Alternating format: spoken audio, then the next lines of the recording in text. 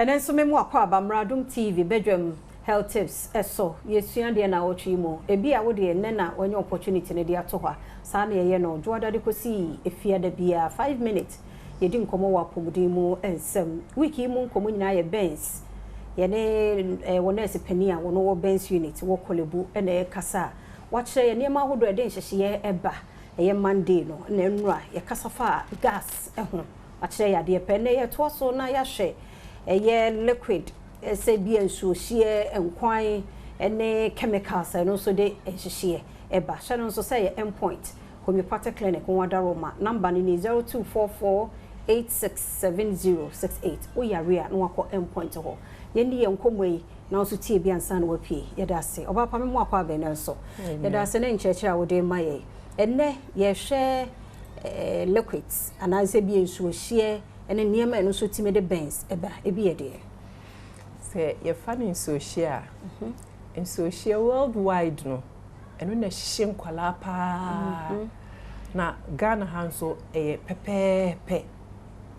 obi ka se na esi wo obronyi krom no saa pepepe na ye ha de no kra de ya atraso se enipa 20 eba hospital a bo se nkwala social ahihye omo no nkwa abet se 10 wow. It is almost 50% of more musician na no nkwala de no dos we yenso hye na tem bia semba kwaya me count man no se adenti na se yenso hye ehye akwala ana se ema akwala bewu oh etimi ebiba ho bebreti mi wu wow na we bisa ho se yenso hye eba ne se ena ma ehye no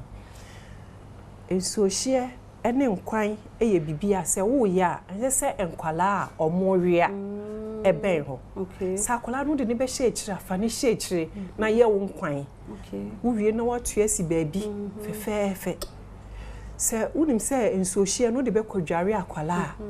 wo maame no wanua nsuo na wie no fa nsuo nyu edi kan gu bucket no na fa kɔ baabi a nsuo hye no wo no ansa na wahwie gu bucket no e de akɔba afro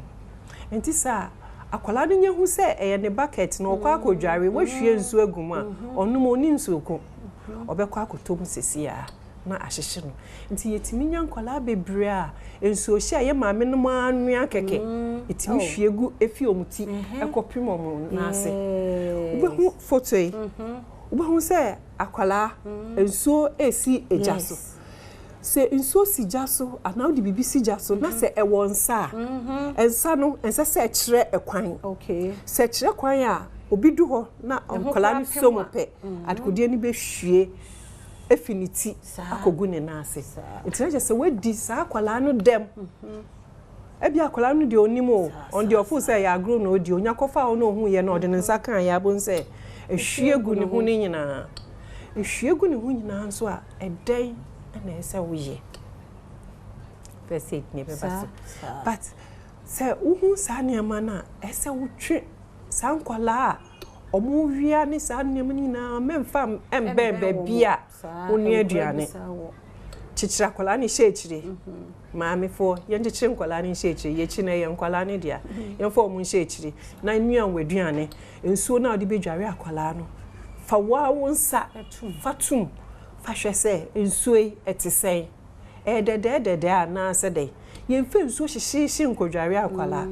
bi ho no ma akwala akoko na ehwiegu akwala no na ne hu nyina ro ede na nsuo hyehye ekoko de hyehye akwala no benom etimi ro ne ho enti enkwan bebi a ye nkwan na nkwala nsu bobo na wo hwe omu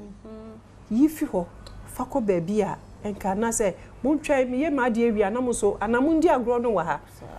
obronyi se ne mba ebobo a beka se munko bobo no wa ha ma me fo ne ntena ho ne papa fo ne ntena ho no munhwe se nkwala ne bobo wo ho but ye de time a ye nkwan ne ye ne nkwala no so bobo efem esa na eguye ho nkwala no ho a emo mu nyina hyehye nti ye hwe se nkwan ne nsuo hye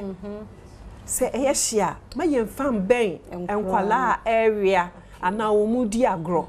ma ye mfam ben o esa mo mu nyina hyehye ena esa se nkwan eye take no nti no se gu ne ho a e ma ne ro pa makosa wo mu ka ho mekosa ka ho etimi hyehye o mo pa e ma ne ro nti yesi ye hwe sa de ne nyina na ye so ano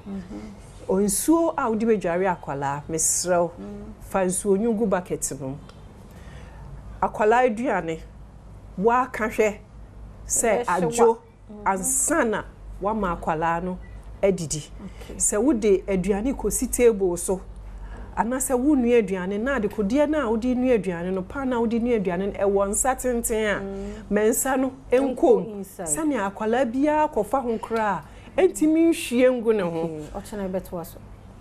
da se papa pa ma hu se nkomo no wutie ne ye ochana so sabre ya wadaro ma no waka ye ho na ya to aso ahwe niema ahodo no a eno so de enhyehye no e ba me se liquid de no chemical de ne yanka ochanyambo a ye de no so ebeka ho e wo ho me de asede ma endpoint homeopathic clinic me de afia amankwa tamaklo ochana nkwa ho de wo ho a kan ye ho e to aso